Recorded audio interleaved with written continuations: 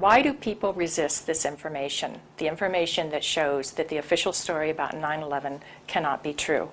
What I've learned is that as humans, each of us have a worldview, and that worldview is usually formed in great part by the culture we grow up in. When we hear information that contradicts our worldview, social psychologists call the resulting insecurity cognitive dissonance.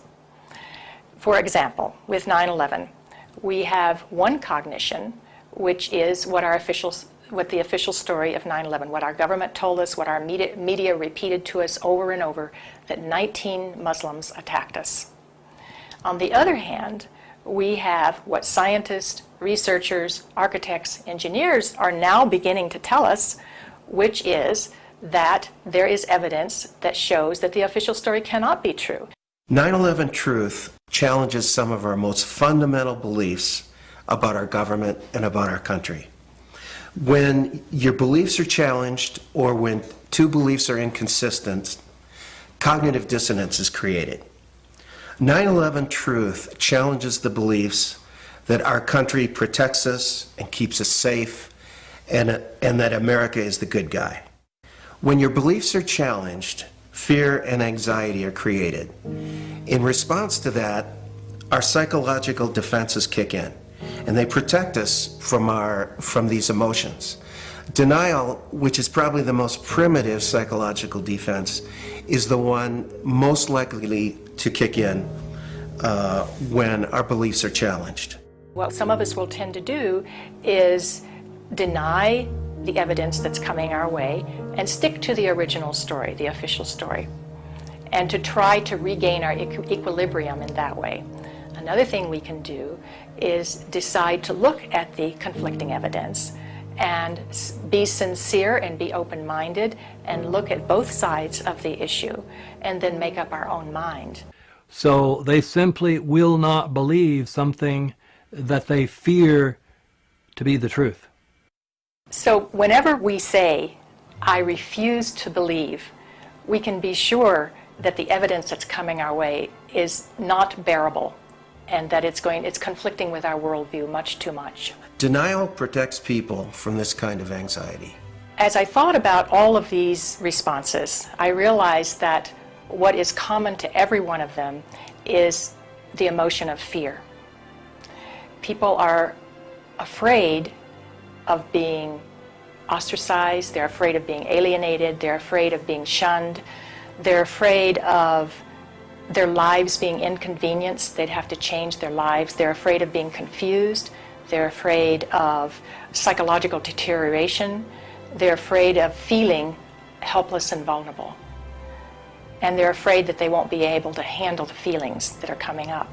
None of us want to feel helpless and vulnerable. So we want to defend ourselves. And the way we often do that is with anger. So then we become angry. And when we become angry, then we become indignant. We become offended. We want to ridicule the messenger. We want to pathologize the messenger. And we want to censor the messenger. So how can we overcome this resistance and denial? The first thing is to meet people where they're at. One thing is that we need to raise people's awareness about this through what I would call gentle dialogue and gentle questioning. Not pursuing the truth about 9/11 disrespects the value of the life of the people that died. Thinking that we're above such things, that it could happen in other countries, but it couldn't happen here, that's a lack of humility, and that's excessive pride. And so not being able to see our dark side or our weaknesses is the most dangerous thing. The observation that pride is one of the basic human flaws is absolutely correct.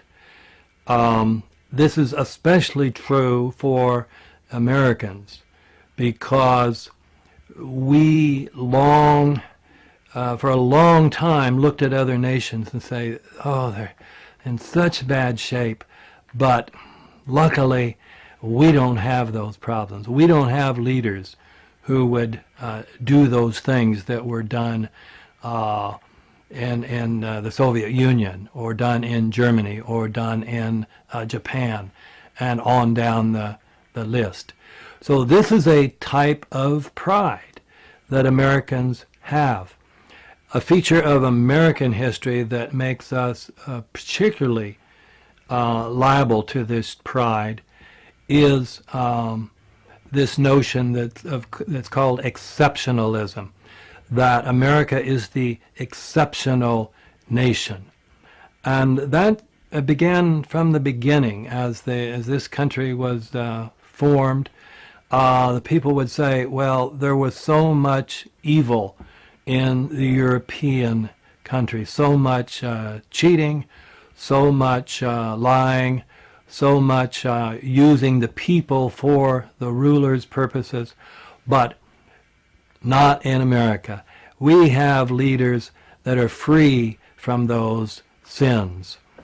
So I think this has made 9/11 particularly difficult for Americans. You know what? It wasn't an inside job. We can see the planes. The planes hit the building. It wasn't a controlled demolition, and the buildings came down. And it just is beyond bizarre that he believes it. But he's entitled to. But he's not entitled, he doesn't have a right to teach our students in a classroom. That's not a right. Well, he has every right, because his conspiracy theory is far more believable than yours. The no conspiracy theory. FBI has admitted they have absolutely no evidence against these guys, Osama bin Laden. You can believe whatever you want. I don't really care. And this teacher can believe whatever he wants. I don't really care. I think you're both a little nutty. But putting that aside, this is what I'm sick of. I'm sick of sending our kids into college classrooms and having incompetent teachers with bizarre political agendas, having a compelled audience that has to be there to get their education. Listen to this dribble when there are far more competent, better educated people that are more qualified for those positions.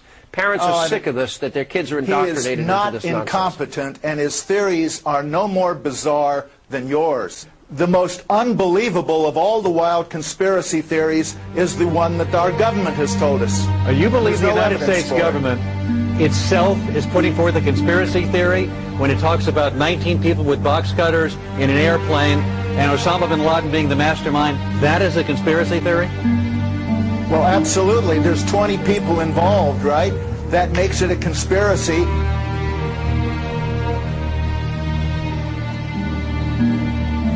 Well, I have studied many conspiracy theories in my life, and the absolute worst one I've ever heard is the official version of 9/11.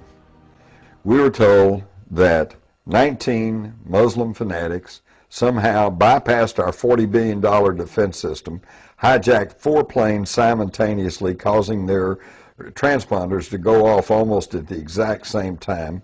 We're totally lost from FAA radar, not to mention satellite radar and NORAD radar, made their way to New York and crashed into 2 prominent landmarks, the 2 towers of the World Trade Center, and then another one crashed into the Pentagon, and then another one crashed in Pennsylvania, and all of this under the direction of a Muslim cleric hiding in a cave in Afghanistan with a computer.